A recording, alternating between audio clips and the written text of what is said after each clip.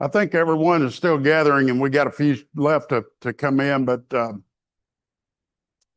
I'm gonna go ahead and get started so that we have as much time as we can toward the end of the day to talk about some very pragmatic things that the congregation here needs to get to. So I'm going to run through typically this section of the workshop is the end, and it's where it's a very reflective kind of thing, and I usually take a lot of time, and we each individual spends a lot of time reflecting on some of the examples that we're going to look at, but I'm going to go through that at light speed. So, and the reason I want to do that is I was just thinking over lunch and for the last few minutes, maybe we just drop all that. But I think there is some value in looking at and doing three things as we look at these biblical examples of leadership. One is, as we consider each of these individuals, think about the qualities that you possess. What do you share in common with the leaders that are going to be on this list? And then secondly, what are the qualities that those leaders have that you aspire to? Excuse me. What things about them do you admire? Do you wish that you could develop in your life? And then finally, what are the qualities that you see in these leaders and these biblical leaders that you recognize in others? And usually there's like I said, the last couple hours of the workshop has been in this, and we do some interactive exercises and things like that. But I'm going to hit these going really quick, and you may want to make some notes yourself. And of course, like I've told you before, the material is there for you to use in your personal study. First one we're going to look at is Noah, the obedient leader, in Genesis chapter 6 and verse 7. What stands out about the life of Noah? His ability to obey God in every respect as he built that ark, never having seen rain. Never having seen it rain. You know, the trust that and the detail. I did some project management education professionally back 20 years ago or so. And one of the things that I did, and some people hated it because it uses biblical context and other people loved it, is I looked at the project management principles applied by Noah as he built the ark and Solomon as he built the temple.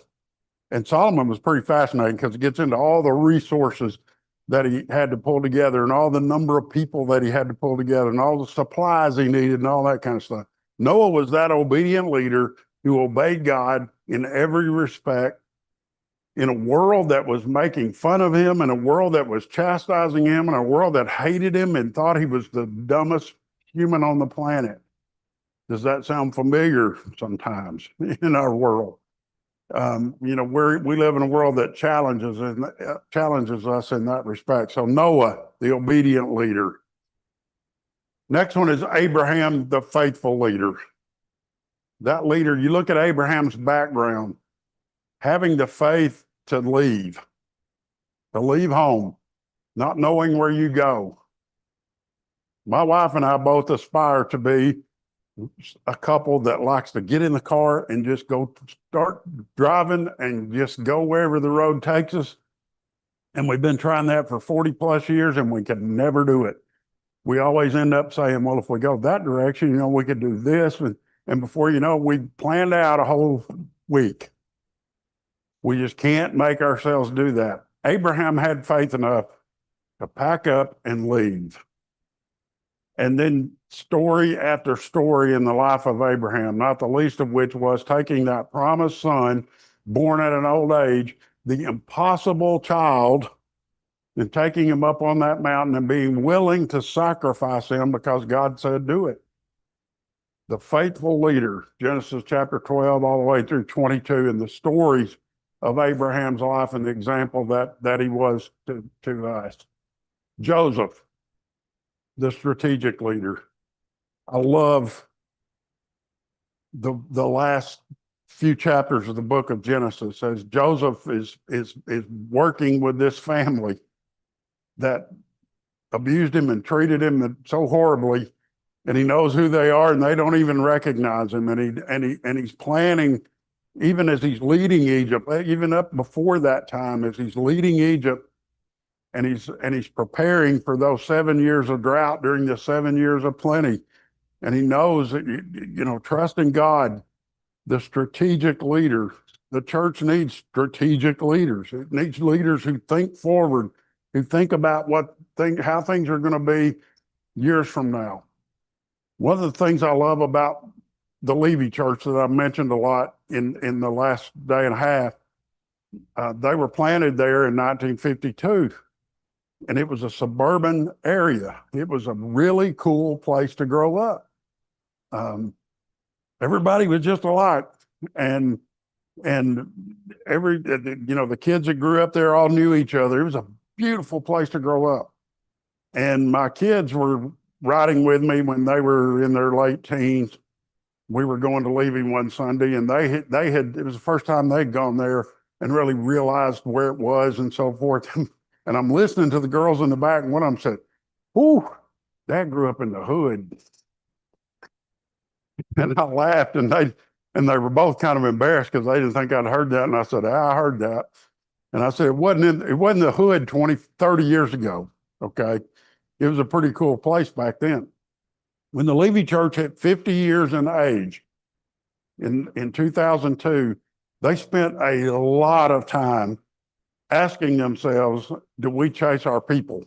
Do we close down here, sell the property, go to where, at that time, the average driving distance for a member to come to church at Levy every Sunday was 17 miles. And it probably is still something similar to that.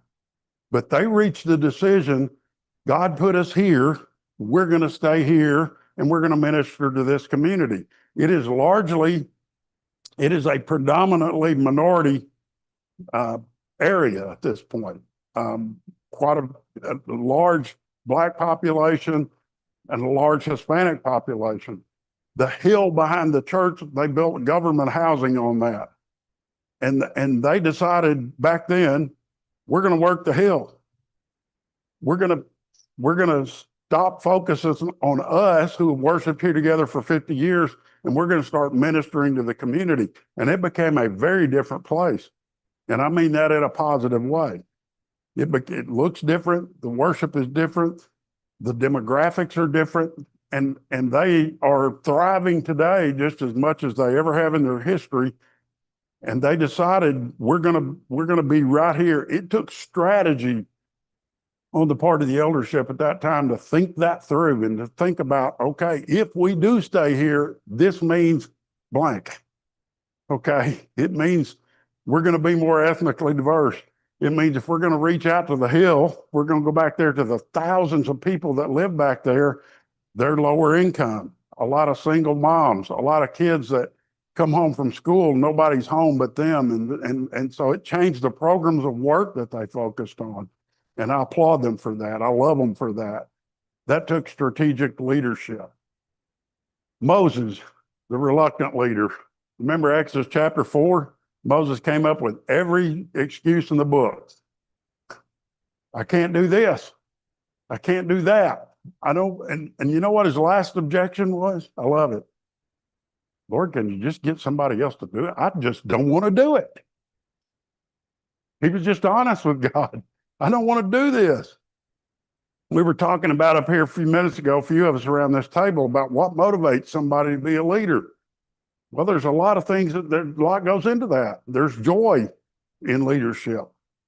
There's a feeling of joy knowing that you've helped a church collectively. There's joy in knowing that you've helped a family. There's a family that I sit behind most Sundays when I'm home there in Conway, and it's a family that almost broke up. 4 kids, a husband and a wife, and they came this close to that family just shattering. And the eldership at Valonia helped them get through that tough time. And when I see those kids the oldest kids are twins who are 20. And I love seeing them sitting there, and sometimes I just stop and reach up, grab Dewey and gave him a big hug, and because I'm so proud of that family And there's joy in that. There's a reward to that is hard to describe as a leader. Not everybody wants that, but some do. And Moses is one of those guys that was a reluctant leader. He didn't want to do it, and yet what did he become? He became the guy. He became the spokesman from God to Israel after saying, "I can't speak. I can't. That's not me." And God helped him. He said, "Let your brother speak for you." And then eventually Moses took on that mantle of responsibility and became the leader that he needed to be. Sometimes the reluctant leader becomes your strongest leader. And that may be someone here in the room that speaks to David, the repentant leader. There's few stories in the Bible as devastating as David and Bathsheba. There's few sins that you can read about that are just so raw and selfish and hurtful. To see a woman and lust for her and to have her husband killed so you can be with her. I mean, that's a rated R movie that you'd go to a theater and see. And that's David's life. And yet he was the man God's own heart, after God's own heart, before that happened and after that happened. And we have the story of him, the agony of him being approached by Nathan.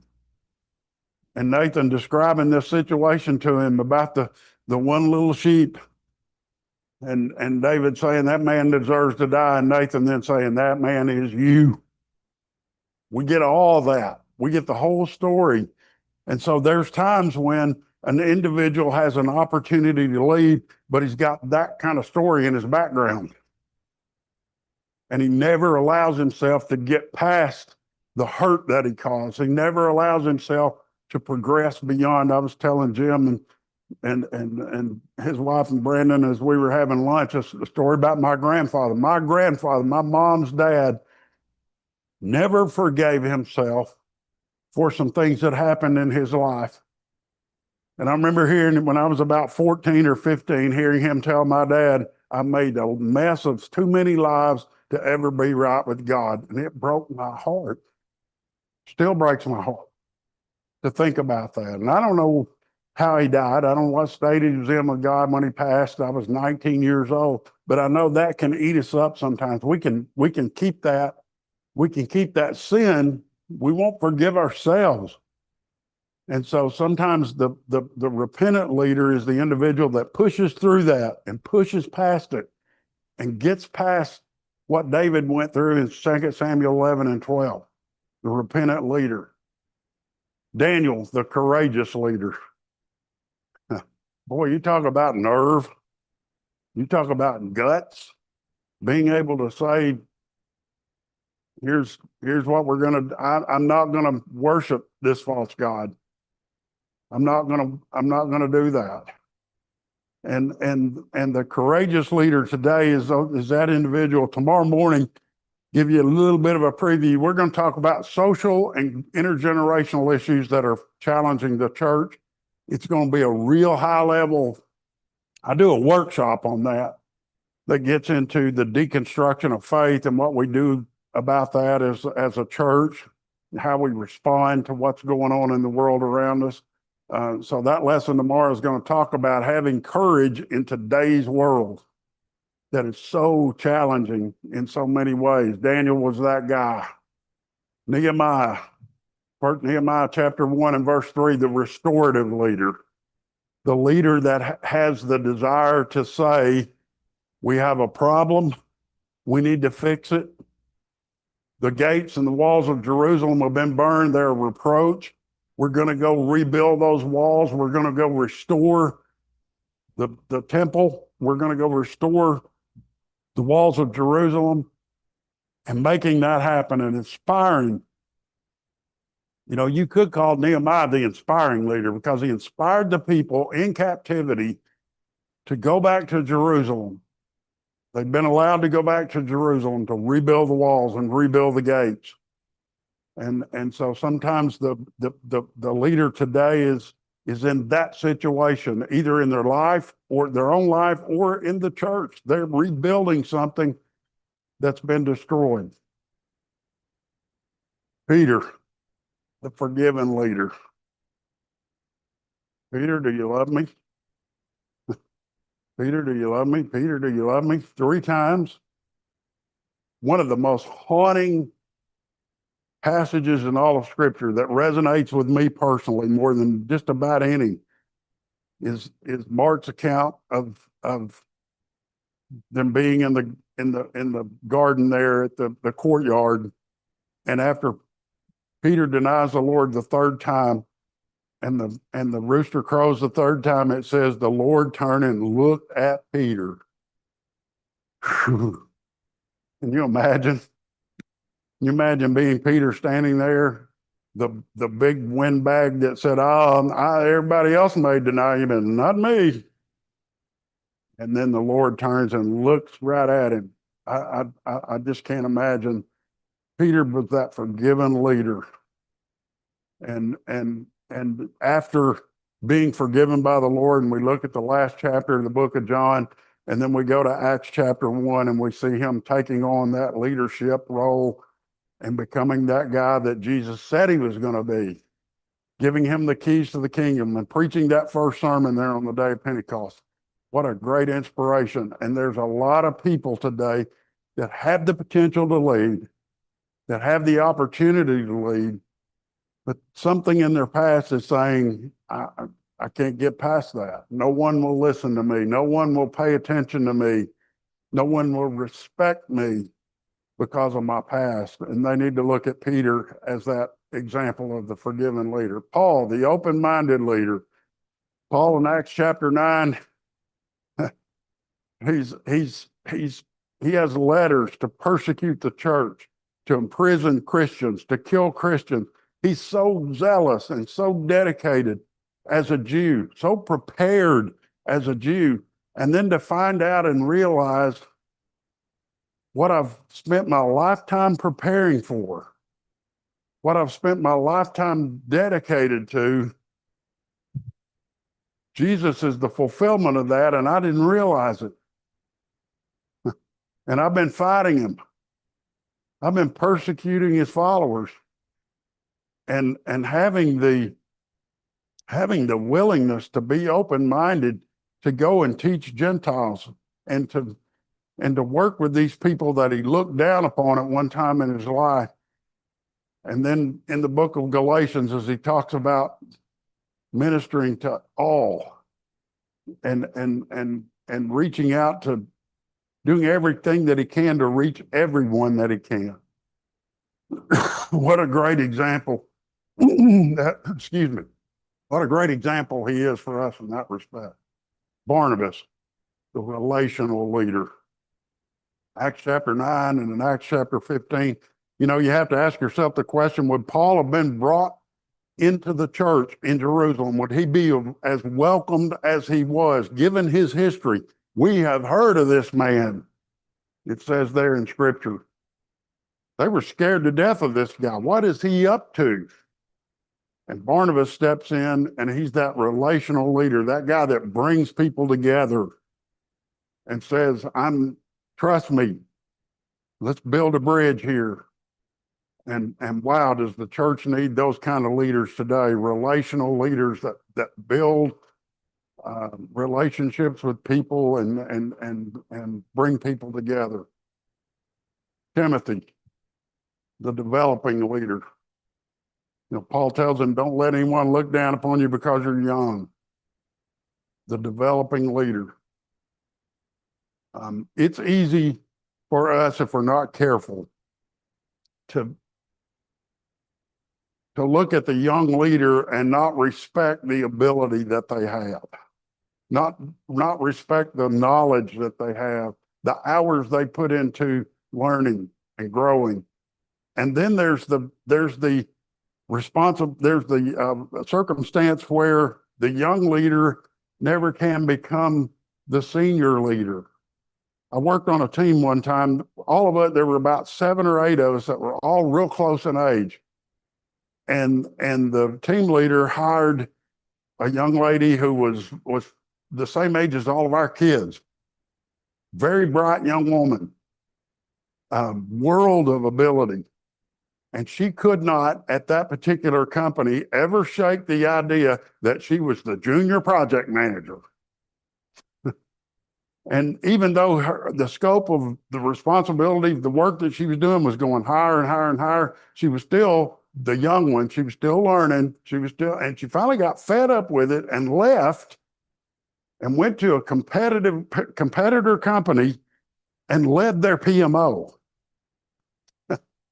And the boss that I had at the time, the guy that was leading the team that I was a part of, just couldn't get his head around that. They hired her as the PMO leader. I'm like, yeah, because she was qualified. Dummy. wanted to tell him that. Wanted to say, come on, man.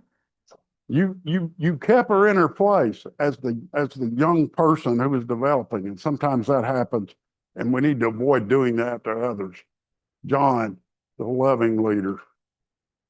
One of my favorite stories in all the gospel, one of the narratives that you can follow and the stories that you can follow is James and John, the sons of thunder. These loud, obnoxious, Lord, you want us to call down fire? Sending their mother to say, Lord, can my sons be on your left and right? Can they be the greatest?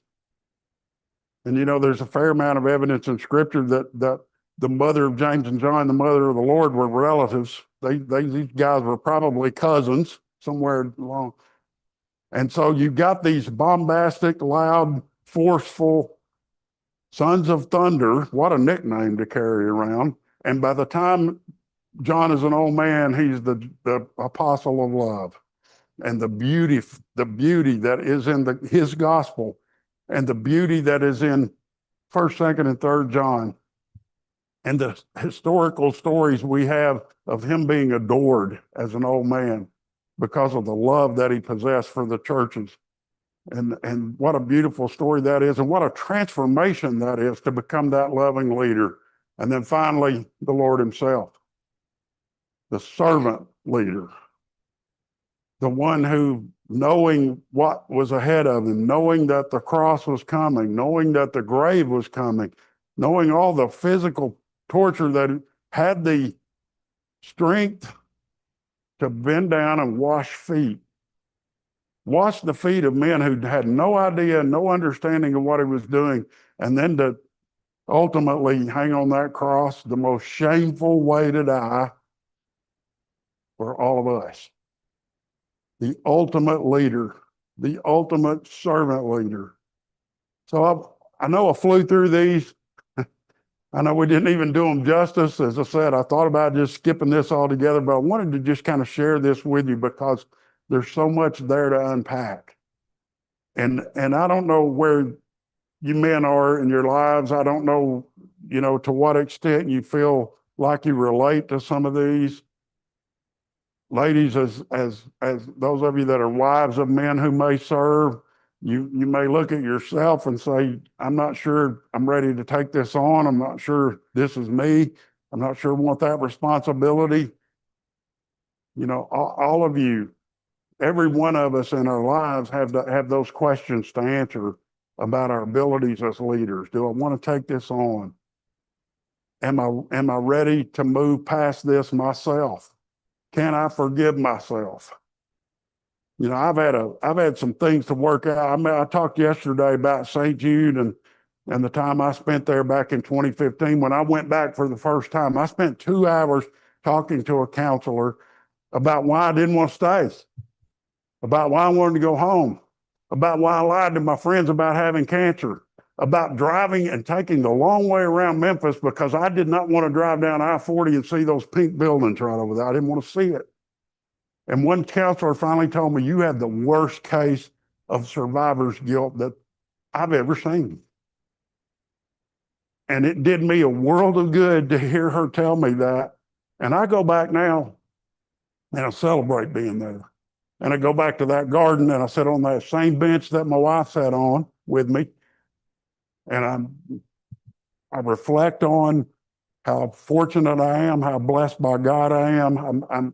It just is a joy to be there.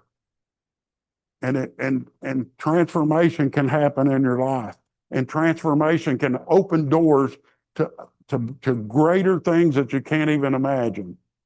And so as you look at this list and you consider your life, think about some of these people, pick the ones that you relate to and dwell on their story and think about them. And hopefully that's a blessing to you.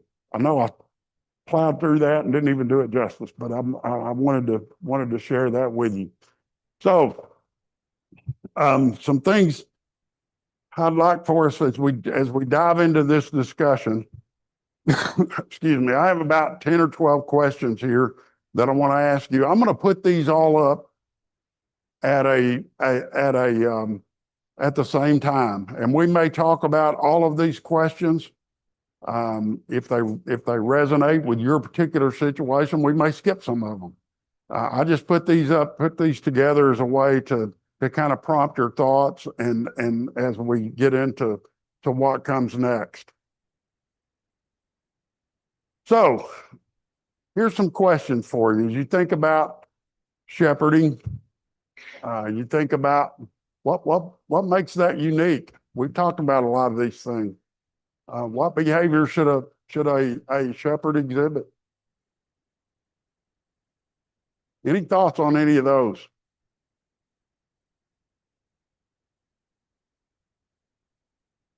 And I'm gonna,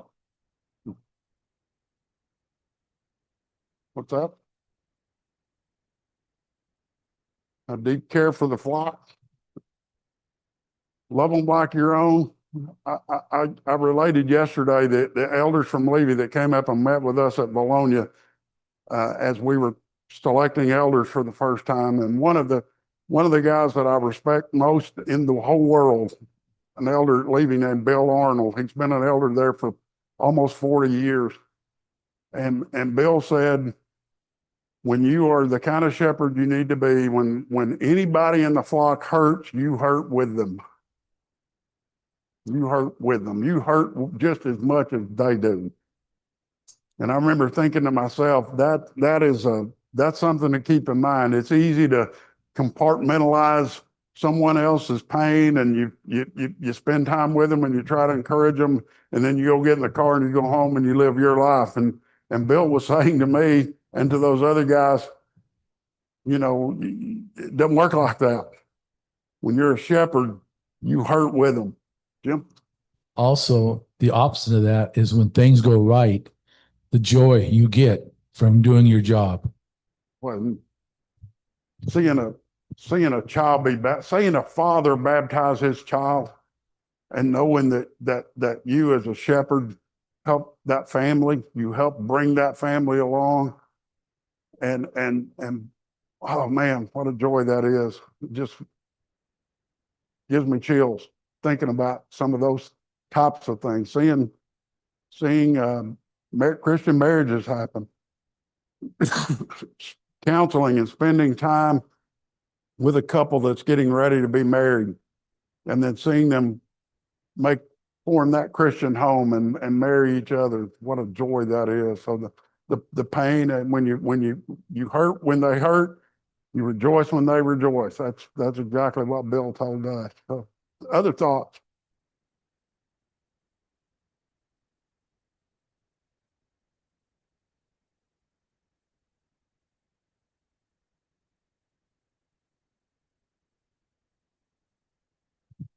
A shepherd has direction and is leading the flock somewhere. What? Okay. The shepherd has direction and is leading the flock in particular. In other words, vision. And is leading in it. So the shepherd is casting a vision, leading the flock there and feeding them along the way, so they're maturing as they go.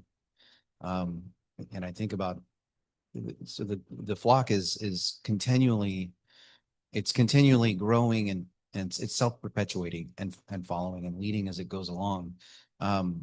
If the flock is not being maintained as it goes and gets to where the shepherd is getting there, I think that's one of the ways of measuring success is seeing that the shepherd is, that if the shepherd is seeing the flock diminish, there's an indication there that something is wrong. But if it's growing or maintaining as it's coming along, the shepherd is doing well.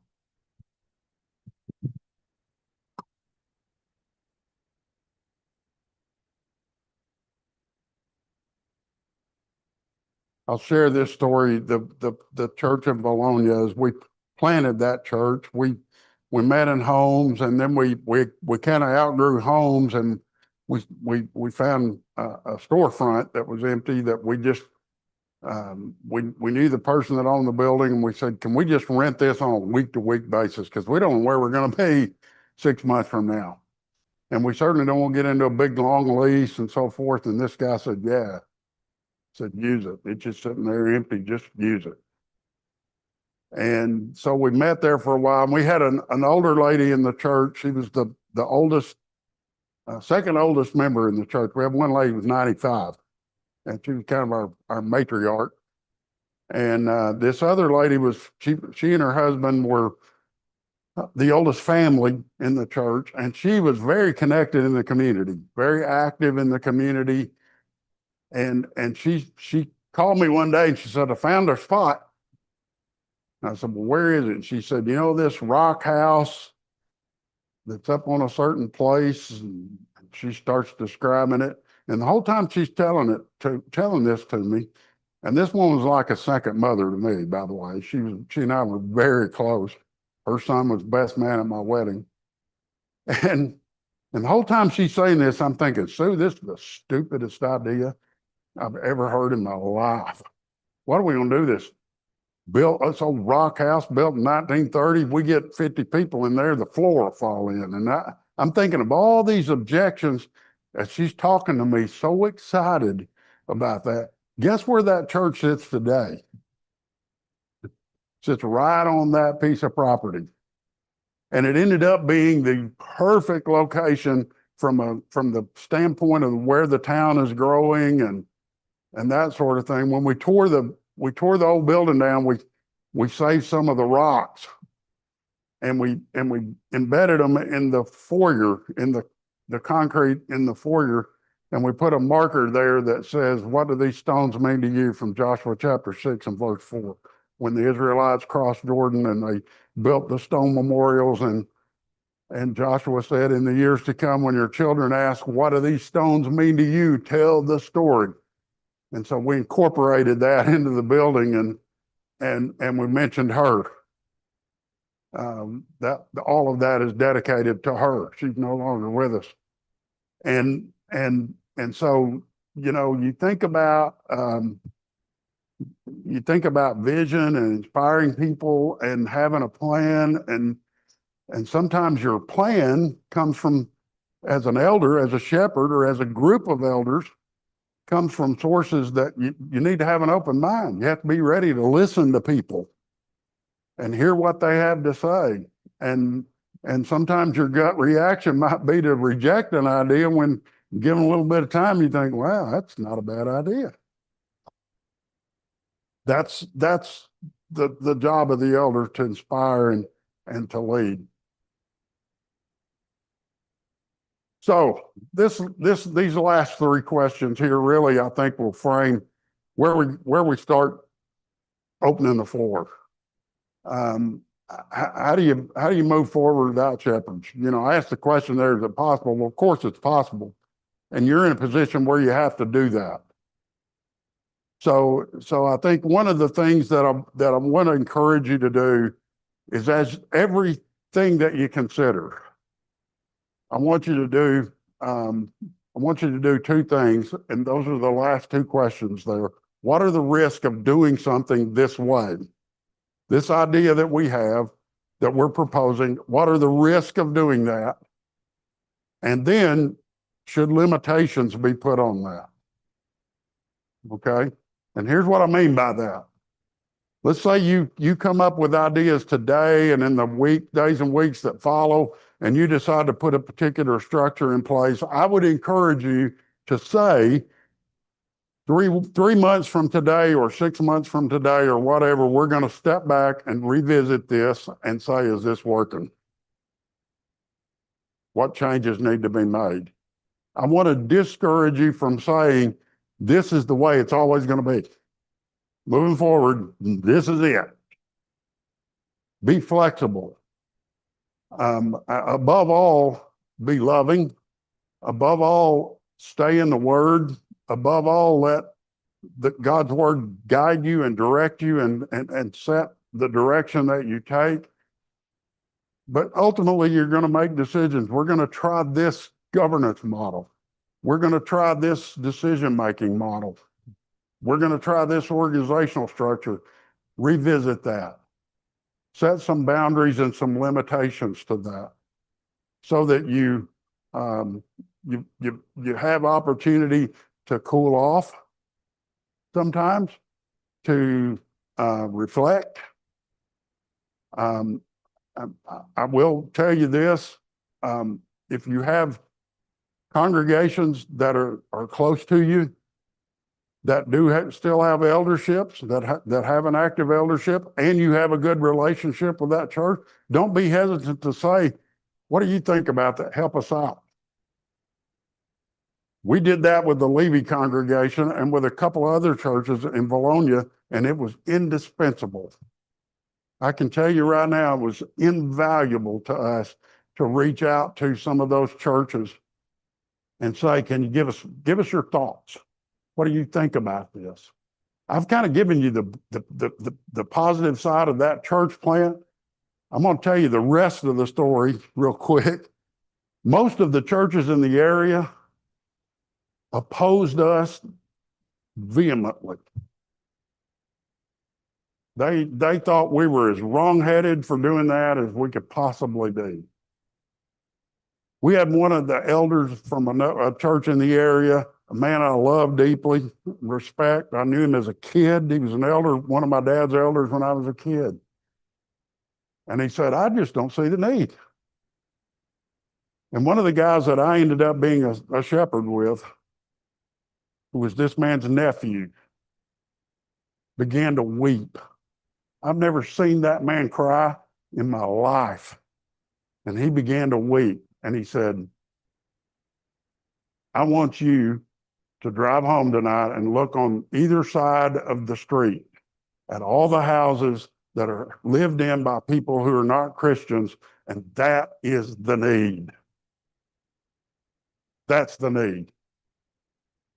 And most of those churches that originally opposed us love that church today, and that's water under the bridge, and we don't ever even think about that anymore.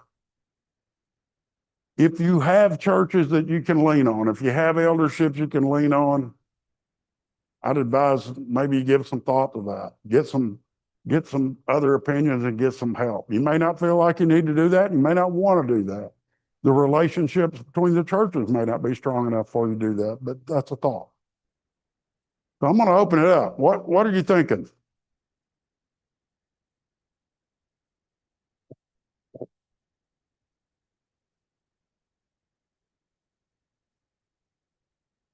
Yeah.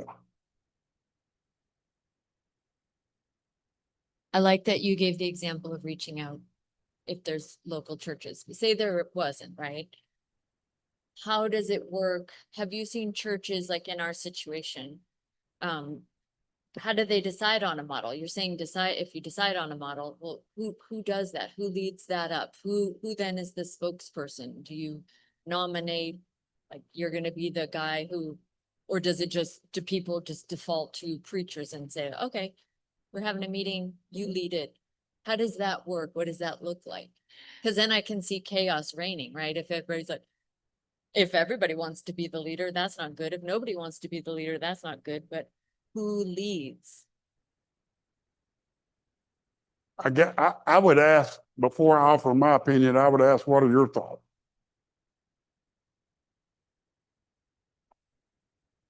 Brandon, can you help me walk those mics around? Okay.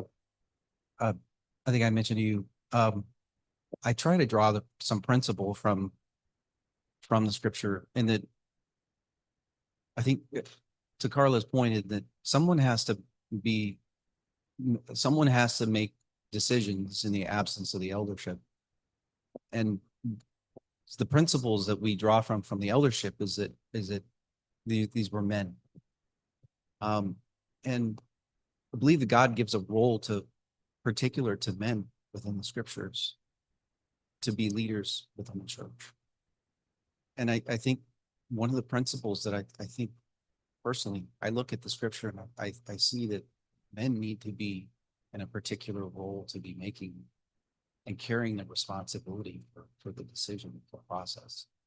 And because ultimately we do have that particular function where we are going to potentially be in the spiritual leadership function. And that's where I would love to hear from you on what are principles that we can draw from just falling short of eldership for the spiritual leading and decision making that maybe we can hear from you on, but I know you want to. Men have clearly been given leadership responsibilities. I think that is maybe the place to start, is to determine, are you going to, and I know, I think a few of you that I've talked to, you've talked about a men's business meeting model where the men of the church meet together in the absence of eldership. It's the men that are meeting together to do that. I think that's advisable. That's from a man who grew up with and has been married to some of the strongest Christian women who are teachers, who are faithful women. And I've shared a little bit of my story about the women I've grown up with, my grandmother, my mother, my wife. I respect the role that women have been given, and I respect the freedom that women have been given as Christians. But men have been given a responsibility to lead. I would encourage you that maybe that's question number one to answer. Is the church going to be led by a congregational meeting or by the men of the church? Maybe that's one place to start, is to do that. And that's my thought on that. Jim? Carla, let me get this back away a little bit. What I've found is somebody's going to stand up every time that we've had business meetings in Kashmir and other churches we've gone to. They're not trying to take over, but they're just, a leader will stand up. A good example of that is when me and Brandon, the first Monday of every month, we go to a meeting that's nothing but elders, preachers, and I'm not an elder anymore, but I still get to go. Nobody is in charge of that meeting. Nobody. But we get things done. What book are we going to study? Things like that. It gets done because we pray about it, we talk about it, and then we just do it. But there is nobody in charge. And I'm hoping that's what's going to happen this time. When we go to a business meeting, we're going to have different people talking there. Brandon, myself, Rodney, and I'm not naming everybody, but I'm thinking of everybody. People are going to come up and say, hey, let's look at this. Let's look at that. And I'm hoping that they have the nerve enough and the faith enough to say, this is what we should do. But it's always happened in the past, in my past. I don't know if it's going to happen this time, and I hope it does. Go ahead. This is drawing from both Carla and Adam. And whenever we're trying to figure out, all right, what's the next best step? I think the biggest principle we need to be practicing is clear communication. And so you can't have people at this table over here and saying, well, we need a men's business meeting. And then we need to have people at this table over here saying, well, let's just get some delegates here, you know? It needs to be an overall conversation where everyone's on the same page. Remember a few weeks ago, we were studying this, and every decision and everything that needs to be moved forward on has to be settled on consensus, right? Everyone says, even if I disagree, I agree for the unity, right? Even if I don't think that's the best way, it is a way. And for the sake of keeping this body together, I say, okay, and because ultimately we're all in the same, we all have the same goal of we want to get back to the biblical pattern. We all want elders again, right? So until then, let's do something that's maybe not ideal, right? But for the sake of unity, we'll hang together with it.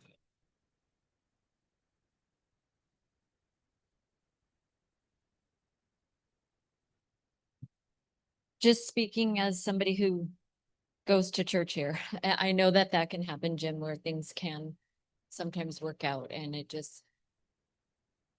flows, but then there's times where it doesn't.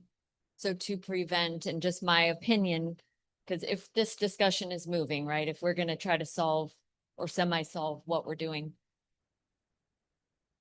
I like the thought of men taking turns and rotating, because I feel like what I've seen is there's gentlemen who do kind of take on, not take over, but are more talkative than others.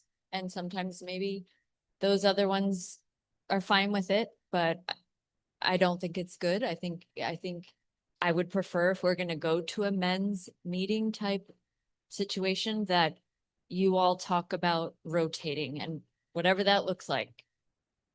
But everybody, all the men need to be involved and not leave it up to the chips will fall where they fall, and it will just all work out. I understand your comment, but I don't necessarily feel good about that. I don't think it's wise. I think you guys need to have a little bit more structure with involving everybody. I mean, the men. Here's a question from online from Olivia and Matthew. I understand that we're going to make a decision as a congregation.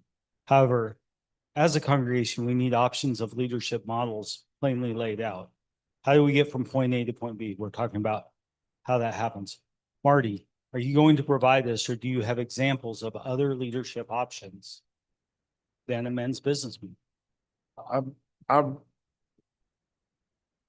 I do have examples of, in one church that I do know of, they selected men for a limited period of time, just a group, a subset of the men that were going to just serve as the collection point for communication.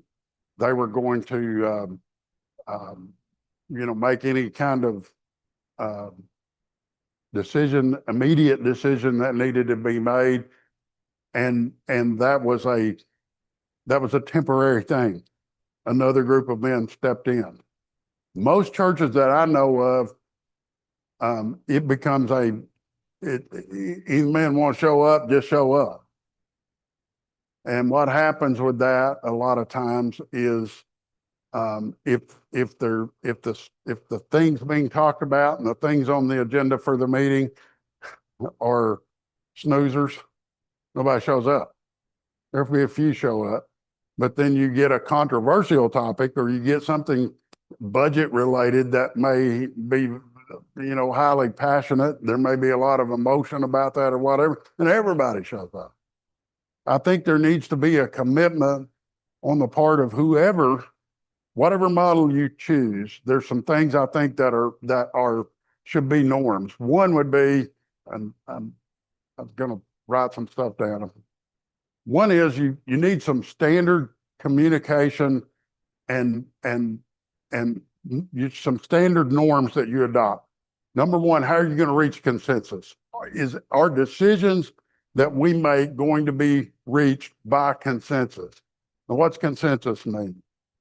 That means at the end of the discussion, whether that's 30 minutes or that's 6 hours, everybody agrees that we're going this direction. That doesn't mean everybody believes and that's what everybody wants. That just means we can live with it. Okay. I would encourage you to figure out a way to do that. I think it's unwise, and I would discourage you from just putting it to a vote. Okay. Okay. There's 9 men here, and we decided to do this by a 5-4 vote. I think there's more that you gain from reaching consensus. And I'm not saying you can reach consensus every time, but I think you can more often than not. And what that does is that encourages you to spend some time in discussion, spend some time in thought, spend some time in prayer. Okay? And so consensus, build a model where you reach consensus and stay away from the who's in favor and who's against. Because that just creates that environment where, you know, especially, well, I'll be candid, it creates camps. Okay, you run the risk of creating camps. They always get their way, they never get their way, you know, all of those types of things. So I think I would encourage you to do that. We had one comment back Yeah. here. Actually a couple and then Adam. I just want to make sure I heard what you said. Consensus, you said everybody agrees. Consensus is not everybody agreeing. Consensus is a majority. So, because if we waited for everybody to agree, we'd never go anywhere. The question I had and Jeff had as well is there a model that involves deacons as a decision-making group? Can we go that direction? We got two. We're in the process of. Feels, adding more. I'll give you my opinion on that if you want it. Feels like it's skirting the rules. It feels like it's, well, they're kind of elders, but they're not. And when I say consensus, let me say this. When I say consensus, I'm not saying everyone agrees. I'm saying everyone can accept the direction that we go and not be violently opposed to that or actively opposed to that. I can live with it. I may not think that is the right direction to go, but I can live with it. To me, that's consensus. So if one person says, I am violently opposed, you don't go a direction. That's I'm not the unanimous. answer. I'm going to tell you this. I'm not the answer guy. I'm not the guy here to Okay. give you I every just want to answer. make sure to when this. we say consensus, we don't mean unanimity. No, that's not what consensus is to me. Okay. Consensus is a group of people who have differing opinions that sit down and talk it through and reach the point where they choose a direction collectively that everyone can accept. Well, I disagree with that, but I can say, let's go this direction. I think we should have done something else, but I'm not going to stand in the way of the church making a decision to do that. Okay, I use that a lot in my business career. I used it a lot in project management. You know, where a project team was trying to make a decision about something, and there would inevitably be disagreement about that.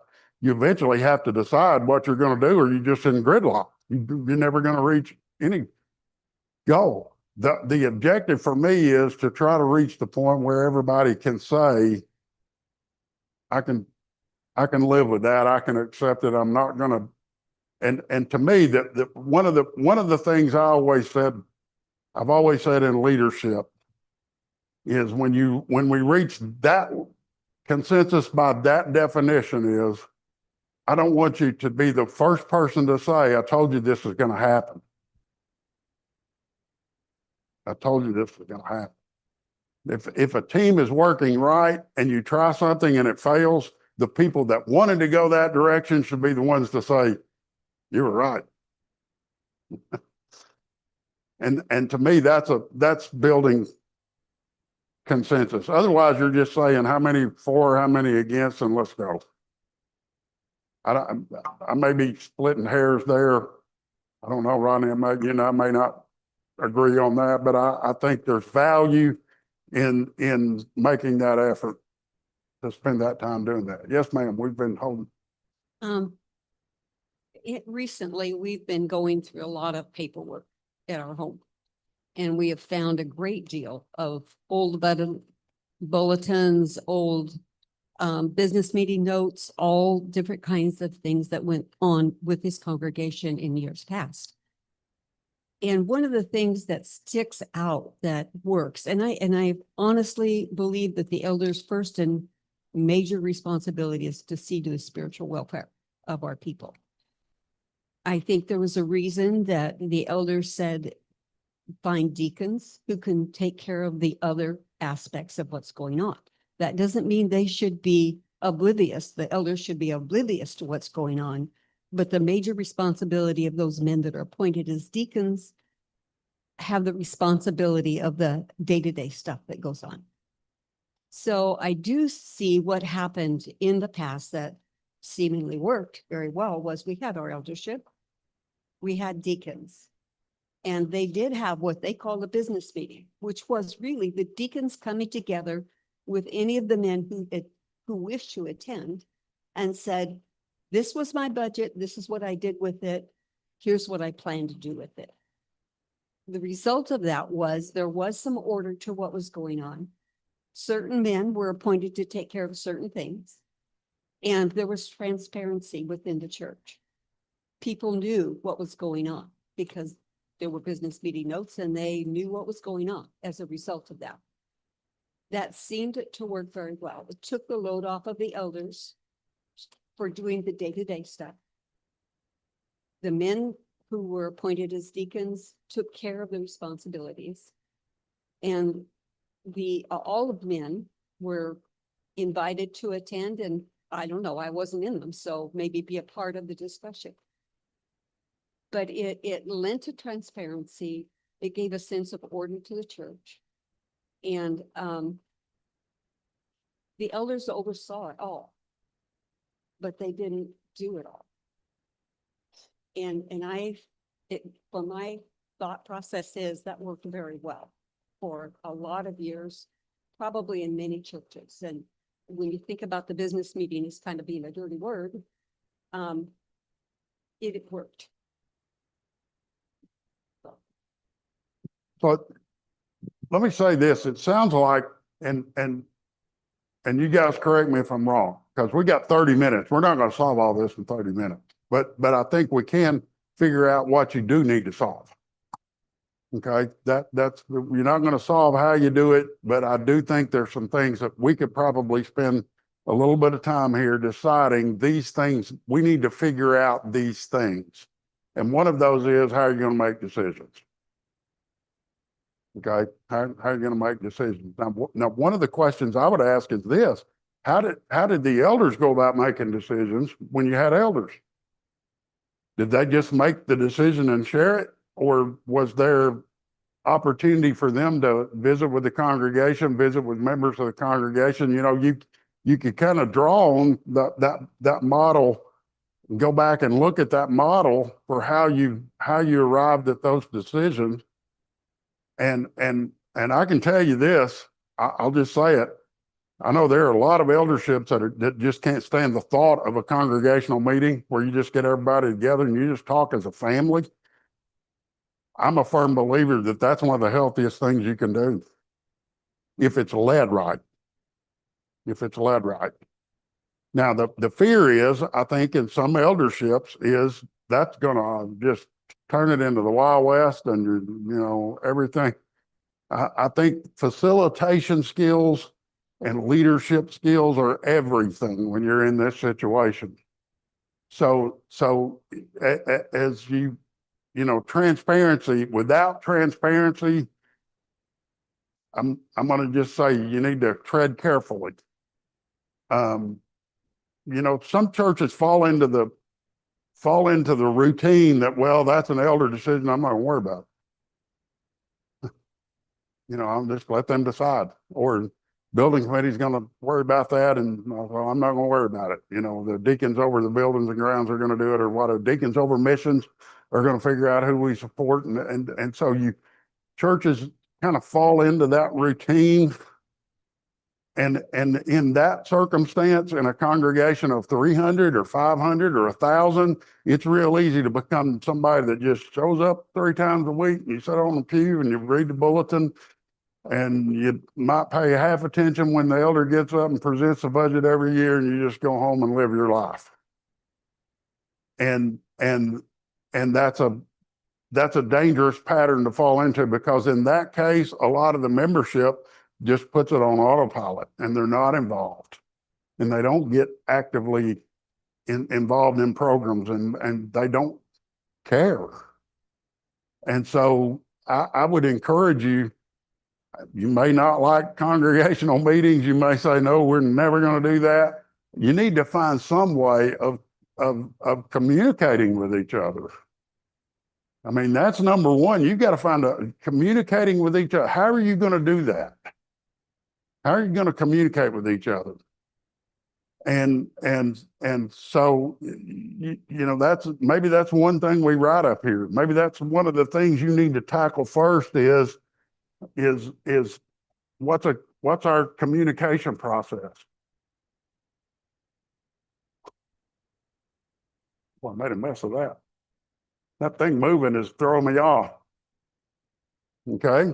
The second thing I would say is, how are you going to make decisions?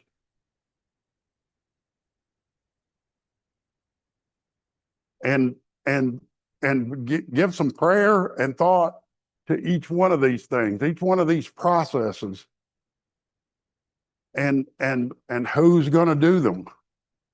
Okay. Who do you, are all the men going to be leading through a men's business meeting?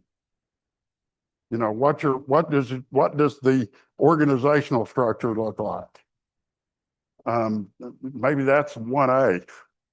Okay, what's the organizational structure look like? Do we all the men are going to be involved in a business meeting, and maybe you decide we're going to select at random 3 men or 4 men or whatever to be the primary lead for a period of time, and then that changes in 3 months or 6 months, and other people step in, and you involve each other, and then that group then could lead the communication and the decision-making process and that sort of thing.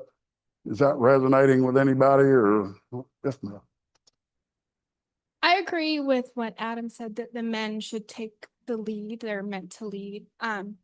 But Brandon gave a great sermon a couple weeks ago about all the different models that can happen when you don't have elders. And it'd be great to go home and watch that on YouTube and, you know, check off what would work and what wouldn't work. And he kind of went over the deacon leaders that, like you said, skirting around the issue. I forgot where I was going with all that. But it looks like everyone's looking to you to give us an exact model. And that's not exactly what your plan was, to give us an exact model. We need to figure it out amongst ourselves, or the men need to get together, and it probably will be messy in the beginning, but you gave us a rough outline to narrow it down and then reevaluate what worked and what didn't work, right? Thoughts? So I think not having elders has exposed that we had other communication and decision-making problems. And I think the whole thing with deacons skirting the issue, we need strong deacons. And we're not saying the deacons will replace the elders.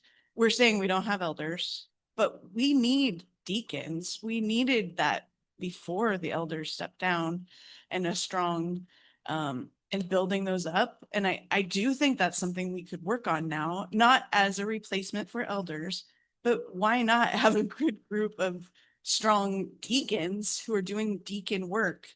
That needs to be done, whether we have elders or not. And if we have qualified men who can be deacons, let's get them in place and have communication and decision-making. Because I mean, what we've talked about today is that the elders aren't responsible for a lot of the things that I think we're struggling with what to do next on.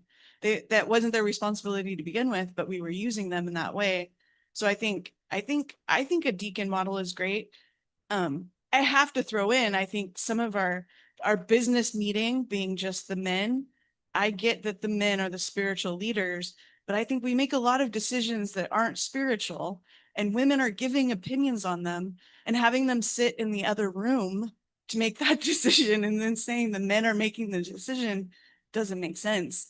It's like when you have the woman's doing the books, but the man is the treasurer. Well, that defeats the purpose of the whole thing. Like, have the woman be a part of the discussion then on how you are doing the processes, and not in any way with the spiritual leadership. I get that the men and elders are spiritual leaders, the deacons, I think spiritual leaders, but I think having the women have a say in the color of the chairs is not a spiritual issue. And why not have them be there to be part of that decision instead of just saying, oh, I'll tell my husband and he'll vote for me. I mean, so I don't know. I just think that needs to be said too. Yeah, I absolutely, I think Melissa brings up a great point, which is even though men are put the responsibility and role of leadership and decision making when it comes to the spiritual things, it's put on them. That does not mean that the input and that they should not be listening and providing many opportunities and ample opportunities for the women to have input within the congregation. I think I think some of the men's business meeting, probably activities that have gone on in many past years have probably failed to do that. And that is one of those communication things that would definitely need to be worked out. And some of the logistical things like she's talking about there's no reason why there shouldn't be a lot more opportunity for input.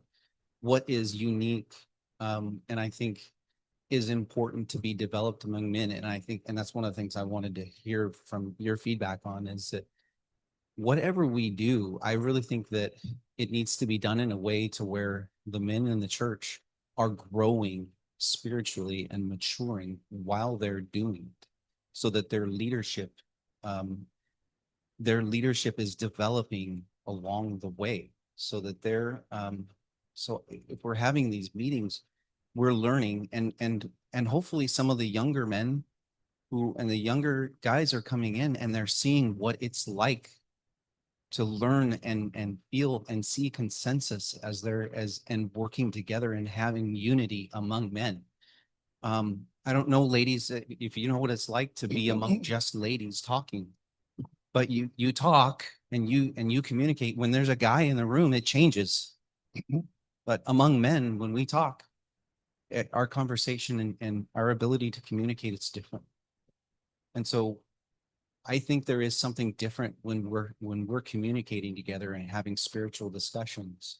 I think there's something to that ability to meet together and have spiritual discussions and things of the church, in just that unique setting of just being among men. That's important. So a couple of things I want to follow up on. One is, Melissa, you said good deacons doing good deacon work. Deacons have a job and it's not elders. And I want to be straightforward about that. Marty's thought is you cannot say, okay, the elders have resigned. We have some deacons in place. They'll be the elders. That's not biblical. It's unscriptural. No, I'm just saying, I want to caution you. I'm not saying anybody said that. What I'm saying is you need to keep that at the forefront of your mind, because what happens in that model, there's got to be somebody in the church that's a really spiritual guy that everybody go to when they have the problem, and then boom, you've got a denominational pattern there that you're following, where Brandon suddenly has this responsibility to be the spiritual guy, and that doesn't work. Biblically, that doesn't work. I'm not saying you were going in that direction. I'm just saying this is how easy it is for us to, back when I said yesterday, earlier this morning, that one comment I had about avoid using earthly models for biblical application, that this is it. This is it.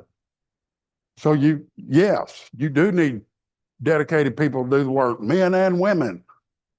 You need men and women who are doing things in the church. You need I could give you examples of the strongest children's education program I've ever seen in my 64 years. It's a church that I know of, and it's led by 3 women.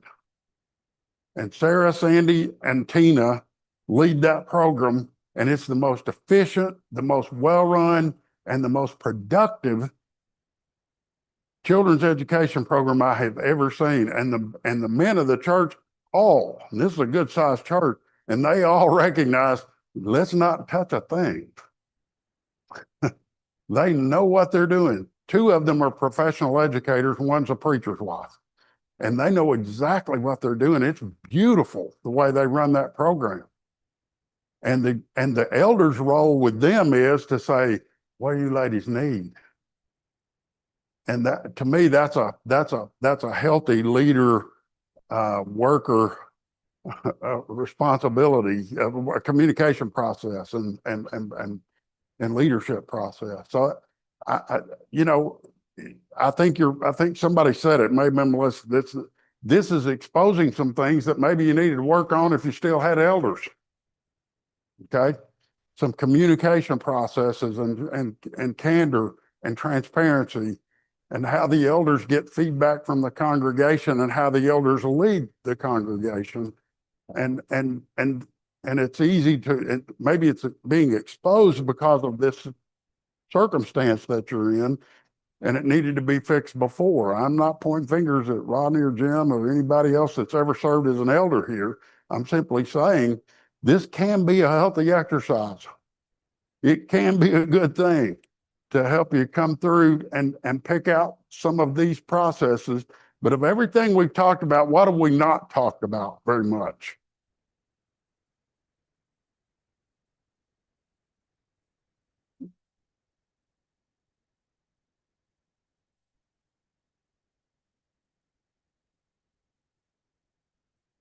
That one. Spiritual care. I told you I was a member from the time I was about 19 till I was 21. I was a member of that church that I gave you an example of, where they operated with a men's business meeting model. What they chose to do for decades was having men's business meeting first Sunday of the month, all the men be here. Well, when I was 19, still lived at home with my mom and dad, but I felt like I was a man, so I started showing up at the men's business meeting, and me and a bunch of other guys my age. And I will never forget being in one of those meetings, and the guys my age, we'd after the meeting, we'd laugh about some things. We'd tease each other. We'd talk about, man, that was a snoozer. Woo. And I'll never forget the one Sunday when, out of the blue, one of the older men just said, this family's got a problem and he's cheating on his wife. And I remember thinking, la, la, la, la, la, la, I do not want to hear this. I knew these people, knew them well. And I remember one of my good friends just got up and walked out. He's like, I don't need to hear that stuff. He came from a broken home. He'd lived that kind of stuff. He didn't want any part of that. And so I think there has to be an accommodation somewhere in this model that you end up building, where those things that are deeply spiritual or deeply personal get handled in a way that is confidential. Otherwise, it's nothing in the world but a hurtful thing. It's just an exercise in embarrassment and shame and hurt for the people that are involved. And that's where these things, does this show up big time when you don't have elders? Yes. Can you move on and deal with it? Yes. When you get down to these things, that's where it starts to really feel raw and really feel personal. So I would encourage you, as you build out this list of things that you need to figure out in the model that you build. A lot of this is just housekeeping. It's just like having meeting norms. Okay. We're not going to talk over each other. Somebody's going to keep an agenda. We're not just going to turn the meeting into a free-for-all. Okay. Those are just standard meeting norms that any place, anywhere you're going to have. There needs to be designated people within that model to pull that kind of information together. Okay. Build an agenda. Somebody needs to keep notes, as the sister said. Somebody needs to keep minutes from those meetings and be clear about the decisions that are made and that's up here. Okay. That's just standard communication and courtesy. And there may be times I would encourage you to do this. There may be times you say, let's talk through this issue, but we're not making a decision now. We're going to pray about it. We're going to think about it. We're going to ask God to help us make that decision. We're going to pray about it. We're not going to make a decision quick on something like this. Okay. And that would apply if you had elders or not. Elders ought to do that. Probably did. And so, those kinds of norms that fall up here, I think you need to build those. You need, and I'm willing to work with Brandon or work with any of you guys and help you do that over time. Like I said, we got 10 minutes left. We're not going to solve this today, but I think you can leave here today with a dedication to, we're going to figure this out. And that's the important thing. We're going to decide today, we're going to get this figured out. We're going to put this in place. We're going to build a checkpoint. We're going to build a point in time when we say, hey, let's revisit this and let's ask ourselves, is this working? We're going to ask ourselves what needs to change, all those types of things. I have, for about 25 years now, I've been a certified consultant with a product called Berkman. And it's a personality assessment. It's a really deep one. It was one of the early ones. It's a fascinating tool and it'll tell you a lot about yourself. And one of the things that I learned about myself when I first started using it about 25 years ago, was I am the quickest decision maker. And sometimes that's really good. And sometimes that's really, really bad. My wife had a van she loved, a 1997 Dodge Caravan. I took it to get a brake job one time. And while I was there, I decided she needs a new vehicle. And she doesn't need a van, she needs a car. And I bought her what I thought was I bought her a Dodge Caravan. It wasn't a Caravan. I forget what the model name was. It was a cool sports car kind of thing. I drove that thing up. Guess what I did? Went in her office where she worked, told her, I got you a new car. Ta-da! Aren't you happy? She could have slapped me. We owned that car for 9 months, and guess what we went and bought? A van. Okay, so I learned real quick, my decision-making proclivities was what needed to be ramped down. And I learned that in leadership. I learned that in my job. I learned that as an elder, that I need to slow roll it, even when I think I know exactly what we should do. And so I think that self-reflection and introspection on the part of the men every man needs to think through, how can my personality help this situation? And how is my personality potentially going to cause a problem? Am I the guy that won't stop talking? Okay. If I'm the guy that won't stop talking, maybe I need to hush. Maybe somebody needs to put a time limit. Okay. Maybe the strong facilitation, as you think about, and I'm going to say this here, facilitation is big. And as you build out those norms, make sure that, and here's a more positive way of saying what I was just talking about, make sure everybody gets a voice. Because sometimes the wisdom is going to come from that guy that sits over there in the corner and doesn't say a thing. But when he does, you need to be quiet and listen, because he's thought it through and he's listened hard. I served with an elder that was that way, and he's still an elder at Bologna. And boy, can he really come up with the best answer sometimes, but I used to tell people, sometimes you just almost have to get a gun and make him talk. Okay, he's that kind of guy. So you wrote spiritual care up there, but we haven't talked about it. And I don't want to be the guy accused of asking the same question over and over, but the 70% of the churches that don't have elders. I mean, spiritual issues will arise. What are other people doing? How do they not get addressed? How do they get addressed? Or is that for us to decide? Well, number one, I don't know. Yes, it is for you to decide because you don't have elders, so you've got to figure out how you're going to do this. I do know this. 1,000 churches of Christ closed their doors last year. So that, for a lot of those churches that don't have elders, that's the answer. They're not doing it. Therefore, we're dying. And that sounds terribly negative. And I don't mean for it to come across that way, but it is our reality. So what are we going to do to stop this? And I don't know this congregation well enough to say, here's exactly how you need to handle this. I mean, off the top of my head, you come up with, just like some of you are probably doing, maybe there's a group of men that we select that we say, hey, this is, that's their job, and they talk about it, and occasionally they are the ones that notice if someone has stopped attending.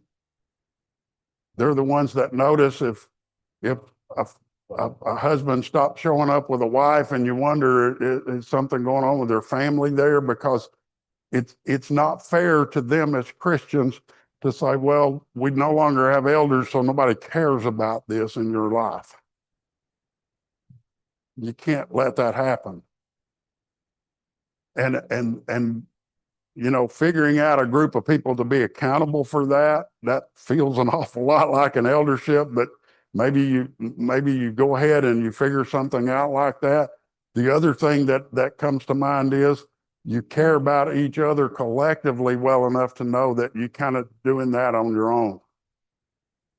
You're deeply involved in each other's lives, and you grow closer as a congregation, and you recognize, especially one this size. Okay, if you're in a congregation of 1,000, it's hard to do that. The church I worship at most of the time, it averages 800 on Sunday morning. I don't even know the names of 200 of those people. And I've been a part of that church for 40 years. So you can get in a congregation this size, you should develop those relationships and get past feeling like I'm standoffish. I don't want to be involved in it. Don't ask me about those things. Don't grow closer together as a group of people. And that, in some cases, that spiritual care just happened. One woman to another, one man to another, one family to another, that sort of thing. But I do think that's a biggie. That's a biggie, because back to my comment about things that are everybody's business and consequently they're nobody's business. We live in a society where everybody says, don't get in my business. Don't get in my business. And yet, as Christians, we should care about each other enough to open up and talk about those things. Thoughts on that?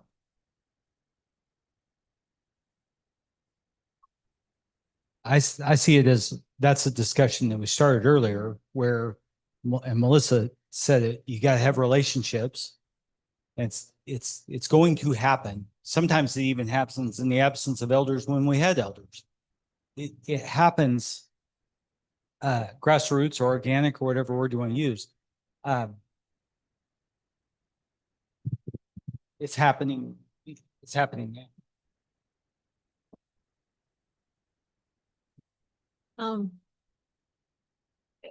I don't remember exactly when in this study that you've done for us, it was said, but it is true I mean, we do have, when we have the elders here, we all know they're the elders, they're the person you go to spiritually, but the fact of it is most people don't. They go to whom they can feel comfortable with. And almost everybody has somebody that they can go and say, I need to talk about this.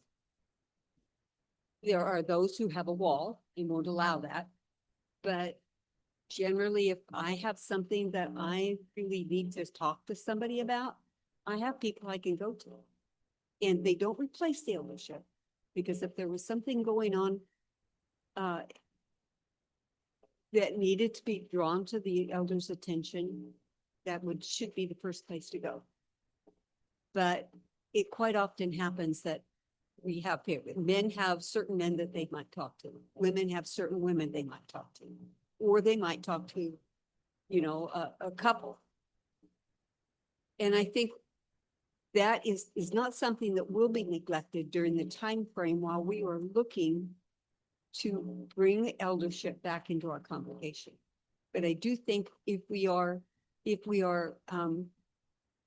concerned about everybody else in this church, we're going to look for that person. I see it all the time. I see one person pairing off with somebody else, and they are obviously talking to somebody because they have a need they need to express. And that's the way I think it was Melissa was talking about yesterday, that we all should be, that's part of all of our jobs. But it does not replace the eldership. It's not expected to replace the eldership, but it does say that we need to care for one another, love one another more than we love ourselves, which means taking the time. And in the congregation this size, it can be done and is done quite frequently. Now, if it's something that's affecting the whole church body, definitely we need to go to the elders and ask them to be aware of what happens. And as far as your example of going to the business meeting and somebody opened up and said something that was personal, I had no place there at all. That's not a business meeting, that's a spiritual matter. And it's that line between spiritual and business that needs to be clearly defined. That's my opinion, or whatever it's worth, is that we need to clearly define what is business related, what is spiritual related. And I think that if we have something that is, I do believe in transparency, excuse me, within the church. I think everybody within the congregation needs to know what's going on within this congregation. Because when you find out years later that something's been going on you had no clue about, you're thinking, well, why didn't I have a clue about that? And I think that transparency is important. And it's important within the business related matters of the church. Who decides the color of the chairs, it's definitely not as necessarily, I mean, men probably even shouldn't be involved in that conversation, but they do have the ability to go out and seek answers. It's not the elder's job. It is whoever's doing the maintenance job or whatever we need around here. But I do think that's important that we find those people to do those jobs that takes the loads off of our eldership when they are established once more, that they don't have that kind of load. And so I know that elders are top priority, but I also feel like men who take those other responsibilities are an equal priority. Maybe because one helps the other. And I do believe that, if you go and you have your decisions being made, the eldership is overseeing the whole thing. But the decisions are being left to those who are in charge. Or have been placed in charge. That's how I feel about it. Marty, I got a question for you. Of the 70% of churches that don't have elders, how many of those have deacons in place? in I those? wouldn't have a clue. Do Don't have a you, clue. do you know how long those churches stay in that state where No. they don't have elders? My knowledge of the data is they just ask, do you have elders? How many do you have? That's the extent of it. I'd like you, I'd be curious what some of that data is, but I don't have it. Okay. I know last night when we were talking about meta leadership and swarm intelligence and all those theoretical kind of things in the book, you probably thought, what are you talking about here, Marty? What does this all mean? This is what it means. Okay. You're in a situation where meta leadership, which is that I'm not formally authorized to do this. I'm not formally trained, but I have a common purpose. I have a deep rooted belief and faith that this needs to get worked out. And that swarm intelligence is that thing where, you know, the goal and the purpose is what matters, and everything else gets put aside. And I believed ever since I discovered those principles 10 years ago, that if most church leadership teams and most congregations as a whole would but behave that way and believe that deeply and make it a part of who they are in their congregational DNA, their spiritual DNA, that we'd be better. We'd be better as a church, because that's the embodiment to me of the golden rule. You know, that group of guys in Boston sitting around that table with all that political clout and all that political power and the egos. I don't know how they got that many egos in the building. And yet one of the ones that was higher up on the political food chain than anybody else. And by the way, as part of the Rebuild Bologna effort, I got to meet the guy, and he's a pretty great guy. He's the one that stood up and pointed at the local guy, at Andy Griffith, in Boston's version, and said, this is your town, you're the guy. And the rest of us are going to follow your lead. And so I think as you do all of this, that spirit and that mindset of our purpose is greater than me. Our purpose is greater than a process.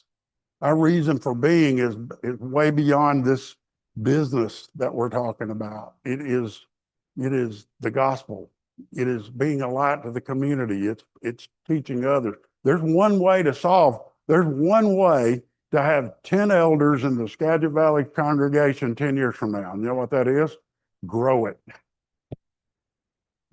Grow it. That way you got 40 men to 50 men to choose from, and you pick 5 or 10 of them and you're in good shape. That's the answer. And that's where we go back. Why are we here? We're here to know God and to make him known. That's what Paul told the Ephesians in his letter. The church exists to bring glory and honor in the name of God and to make Jesus Christ known. He says that's the purpose of the church, according to Paul in the Ephesian letter. So you know that, keep that in mind. And when things are tough and you're trying to figure some of this stuff out, and let me say this, if you thought Marty's going to come in, he's going to have a notebook and he's going to hand it to us, and all the answers are going to be in that notebook, I'm sorry to disappoint you, because I don't have that. I don't know this congregation. I can give you ideas, I can help facilitate some of this stuff as you move forward. I'd be happy to get on Zoom calls, and that's why I'm here. That's why SALT exists, and that's why I'm here. And I'm not going to charge you a penny for doing that. So Sunset pays me, and they paid my expenses to come up here and do this work. And they don't ask you to pay them a thing. If you want to pay Sunset something and make a contribution to the work in Sunset, then send a check to Lubbock, not to Marty. Okay, but that's why this organization exists, is to help you with things like this. I'd be more than happy to help you facilitate some of those discussions and get on there and be the disinterested third party. I'm not going to say, here's what I think you ought to do. I'm going to facilitate the process where you answer those questions. Doing so in a loving spirit, doing so with the right purpose, with the love of the mission in mind first, and then getting down to figuring out the solution. I'm going to say it again. I'm going to keep saying it. This could be a healthy thing for this congregation. It could be a healthy thing for a lot of you personally, to help you grow through this and develop skills that you didn't think you'd ever have. And one of my closest friends has served as an elder with me at Bologna for 6 of the 10 years that I was there. His wife was my best friend. She died. She died 5 years ago yesterday. And Kenny told me time and time again, I've never thought about being an elder. I've never thought about being an elder. You are crazy. When we first approached him and said, we think you're one of our 4 guys, we want you to, we think we'd like to put your name forward. He fought it every step of the way. And yet he was he's got a brilliant analytical mind. He's an attorney, good Christian in spite of that. No, kidding. I say that like he was sitting over here in the room. I've learned every good lawyer joke in the world just for Kenny. He's a great analytical mind, and he was a great elder till his wife became ill. And he, sometimes you do things you don't expect. Sometimes you do things you never thought you could dream of. Other thoughts? So when you have spiritual care there, I think of spiritual care in terms of a couple different aspects. One is like the ER version. You've got the family that's totally broken, something, but then in the long-term sense of just caring for the church, long-term nurturing, long-term building them up.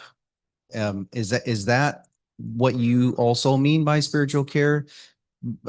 But because I think that also bleeds over into decision making. There's spiritual decision making, or is it decision making just the practical stuff, the logistics of the church? All of it.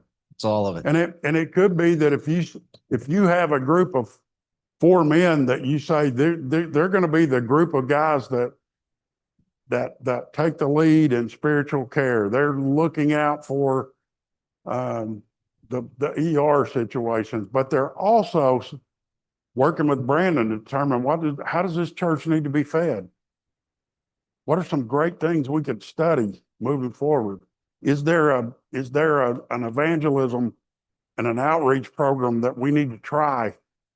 And I think it's these individuals that are doing all that. They're the ones is that what you're thinking, or? Yes, to some degree. I don't want to push back per se, but I just ask, like, is there no suggestions within the New Testament passages of the men working together, like in a non-eldership context, to discuss spiritual matters within the church? Well, sure. There's Paul telling Timothy to do things. But the young, I mean, I see, And- I and- and we think don't in know. passages of the younger men and the older men, things like that. But I mean, my concern is selecting men that aren't elders to sort of do the thing that you're talking about, the spiritual. It's sort of like to me, it speaks of kind of cutting the corner, like with the deacons of it. It's sort of like pretending we've got elders, but not to some degree. I'm not 100% sure we should have deacons right now. And the Because rest, of the lack of oversight and those things that once we lost our eldership, the deacon, the purpose of deacons, being so that, like from Acts chapter 6, they said, so we can focus on ministry prayer. I'm just not sure about that, but so. I agree with you 100%. The best thing that could happen for this church is for you to search deep and to have conversations with every man in this congregation, every family in this congregation that may be close to being qualified as elders, and appoint elders. I'm going to tell you, if you want Marty's #1 suggestion, that's it.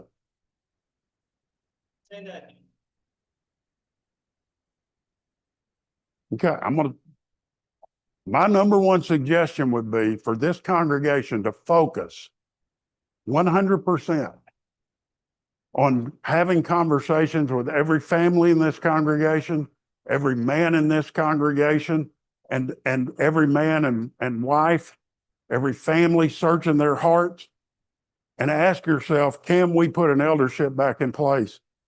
That's Marty's number one suggestion. I can't remember when I said it, who I said it to, but when that group called me from Wisconsin last year and said, our eldership resigned, these two guys sit in the church building, they said as far apart in the church buildings they can get. Okay? Because they don't like each other. And they were elders together. And when they resigned, the eldership dissolved. And they said, in the absence of that, we've appointed a board of trustees. And what are your thoughts on that? And you know what my one word answer was? Don't. Don't. It's not biblical. Now, they still, a year later, they still have not appointed elders. I don't know if they've continued forward with that board of trustees stuff or not. But I can tell you right now that, you know, if you're settling into this mindset, well, there's no eldership and there's no possible eldership. And so we're going to start looking at the alternative and we're going to put all this energy into this. And you do not put energy, that much energy or more, into trying to figure out if men can serve as elders and put them in place.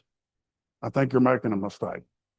I think that should be number one. I think you should exhaust that entirely. And I hope over the course of this day and a half, I would encourage you, you know, sometimes we want to open our Bibles and go to 1 Timothy and go to Titus and look at those qualifications and start putting somebody under the ultimate microscope. Okay? And I'm not saying we shouldn't be diligent about the men in question. I'm not saying we shouldn't be diligent about asking themselves. You know, number one, as Rodney said earlier, in a smaller group, they got to want it. They've got to desire it. Okay. Before you get an eldership, there's got to be some men step forward and say, I'd like to do that. And I think I would encourage you with every fiber of my being to exhaust that first. And if you cannot, then you go to the next step. Okay? Don't just accept, well, that's it. We're in this position, so we'll figure out the next best thing. You know, that doesn't work in life. You don't take the next best job. You don't marry the next best guy or the next best gal. You find the right one. You do the right thing. You invest your energy in getting this decision right. And so I would encourage you, first and foremost, examine that. And I'm going to tell you, folks, I'm going to say it again, just like I did last night. When the apostles went behind and where they had established churches, Paul went behind it where he had been on missionary journeys and appointed elders in those places. Those churches were 10 years old or younger. And the Christians in them had not been Christians that long. And yet they had still grown enough that they said, yeah, I want to do that. And I go back to the discussion in the smaller group earlier before we restarted this afternoon. Why would anybody want to do this? Like this brother asked that, why would you want to do that? The joy that it brings to your being as a Christian, to know that you're making this possible. You know, was it at lunch when I asked you guys, why didn't anybody have kids? Why do you want to have kids? I forget when all these conversations take place. Why would a man want to be an elder? Well, why would you want to have kids? Most of us in here are parents. Why'd you have kids? Because you wanted little versions of you running around that you can influence and bring up. And when they turn 15, they deny your existence. And I'm like the comedian Jeff Allen. I'm pretty sure that when the devil was 15 years old, that's when God threw him out of heaven. Okay? Because you get through 15 and 16, oh boy. But that's why you do that, is the joy. Yes, is there difficulty in that? Is it hard work? Does it exhaust you? Are there times when you ask, why am I doing this? Yes.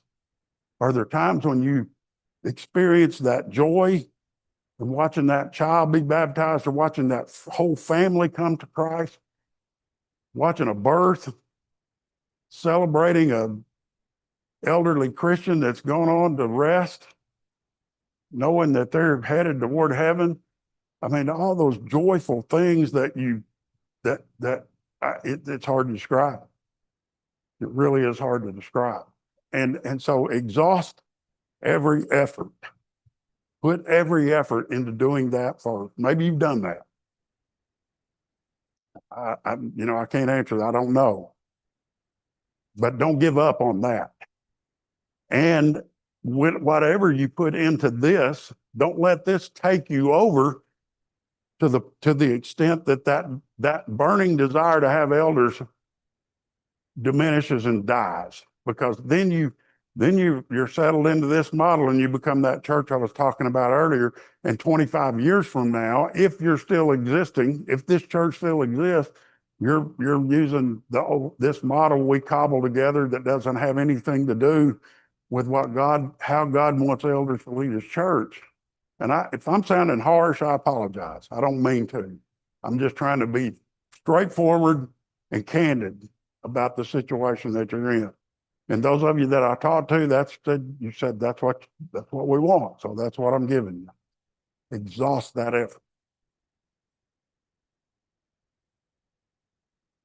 If I can make a comment here, there's been a lot of discussion about the spiritual care, number 3, and a lot of questions of, well, do churches without elders, do they have any spiritual care? And I think spiritual care can exist, but it's not going to be near as effective without elders, right? That's God's model. That's not something that just the apostles came up with. That's not something that other men came together and said, hey, that'd be kind of cool if we had just a few guys to be our shepherds, quote unquote. That's what God ordained. And when we have elders, that's when the church is at its healthiest, or at least at its most mature. And that's when, well, James says in James chapter 5 that if you're sick, you go to the elders, right? And the elders will anoint you with oil. They'll pray over you. So I think it's a good thing when we have good relationships among the church. Man, I'm struggling with something. I go talk to another member here. But I think we are really, you used the word earlier, in a crisis without elders.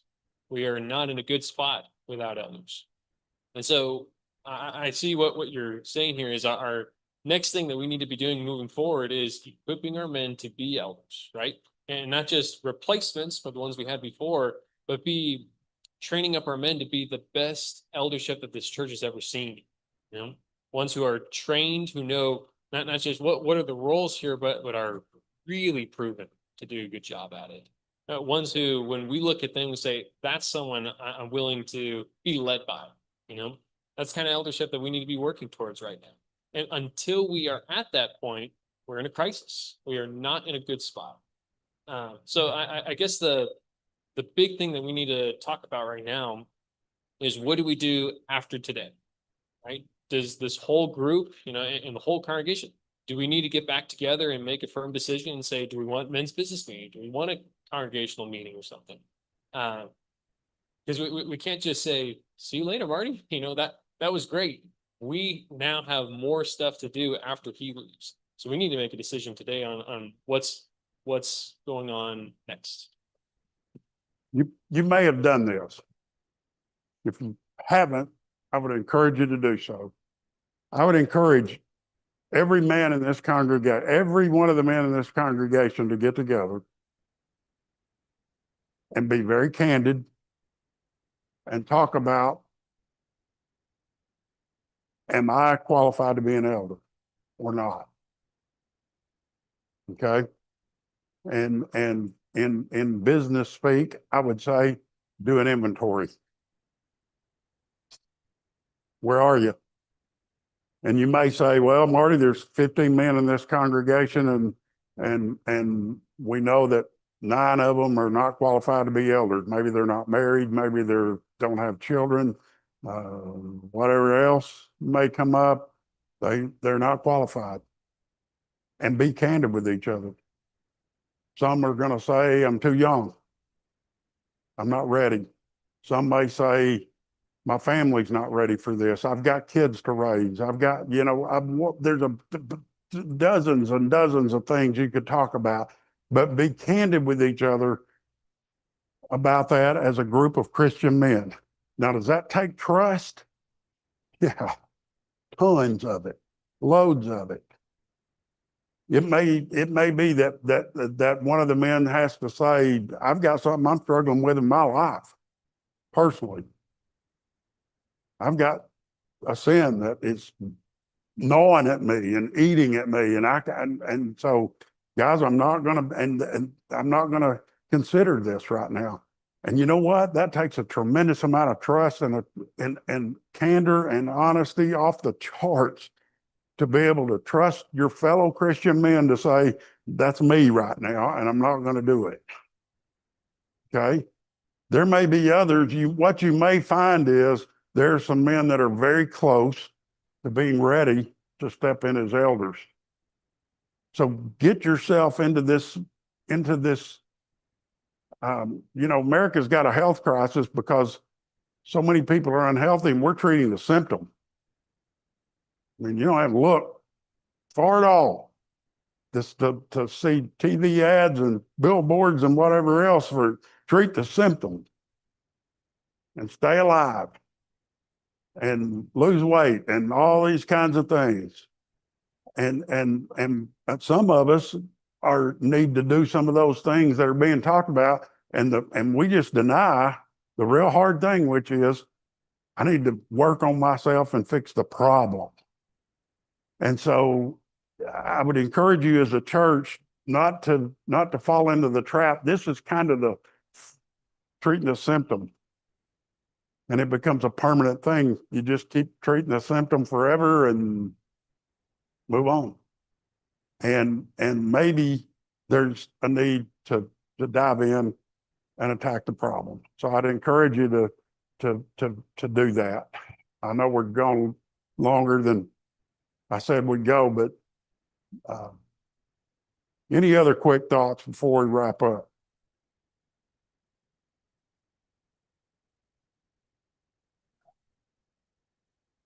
That before we wrap up, I think Brandon's right. We need to decide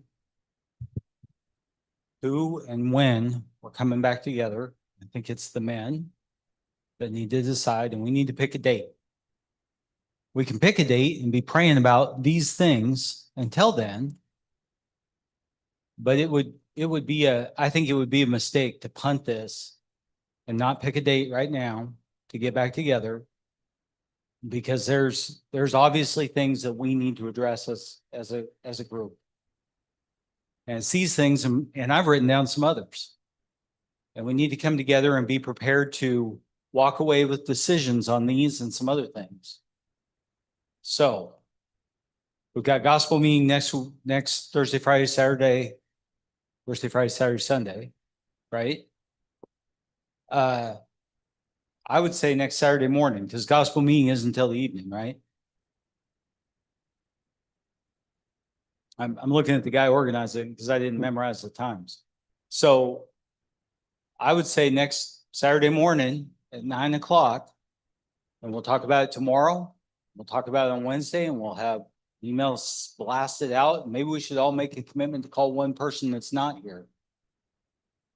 But let's get together next Saturday morning at 9. Now that's a proposal. What's everybody who's here think of that? One thing, and I can be available next Saturday morning. One of the things I just want to encourage is that we pray a lot. We keep our expectations, try and keep our expectations reasonable on making quick decisions, study and try and look into the word and model as much as we can, as close as we can to what we don't have an eldership, but let's try and meet as close as we can to what whether it's communication, facilitation, decision making. That's what I want to try and do, but try not to make fast decisions and try and measure the urgency of each of the things we're doing. That's my thought. I would echo Rodney's comment about keep a sense of urgency about this. Don't let it sit Don't let it just fester, because that's what it'll do. It'll become a negative thing. The absence of leadership will always end up being a negative thing. That's a general rule, but that's a proverb, if you will, that I'll offer to you. But it's never a good thing when the absence of leadership just creates a huge void. So be urgent about it. I hope this has helped. I'm gonna wrap up and just and encourage you, if I can, to stay at it. I was pretty clear in the last 10 minutes about, don't give up on an eldership. Don't do that. Dig deep. And even what that may tell you is, we think we can be ready in a year, or we think we can be ready in 2 years, or we can, whatever. But don't give up on that. Don't give up on the pragmatic, on the very basic things that you need to do, the realistic kind of things that need taken care of, because that needs attention. And pray about this. I know you are, but keep praying about it. Pray about specific things that you know of that affect the decisions that you're making, and know that I'm going to have you on my heart as well, for what that's worth. I'm going to pray for you every day, that you get this, you get past this, you get through this crisis, and you're better than you were before, and you're stronger than you were before. Let's pray. Father, thank you for the time you've given us today. We're grateful for your guidance. We're grateful for the spirit that you give us to guide us.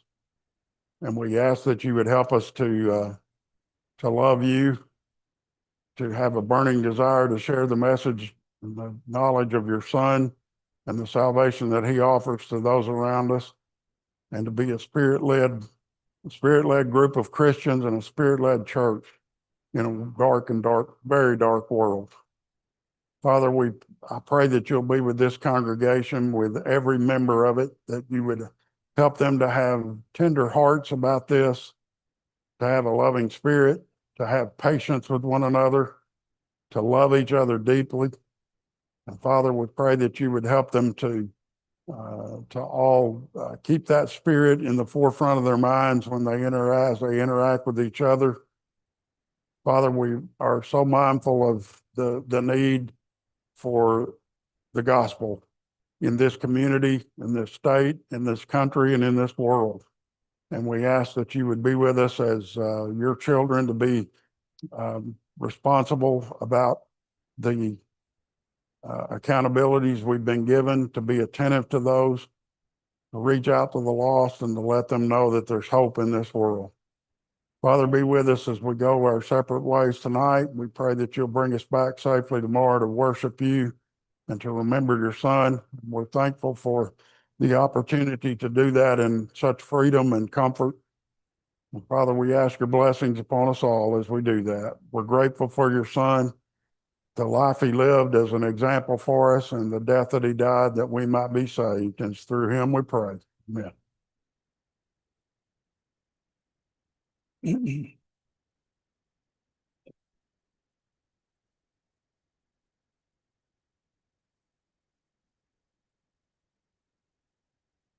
Okay, before everyone leaves and departs and everything, if you wouldn't mind taking the tables and putting them back, leave the chairs where they are, please. And me and Catherine will take care of that. There's not a lot of work for me and Catherine. But if you could get the tables back, that'd be fantastic. So Saturday, next Saturday at 9 a.m.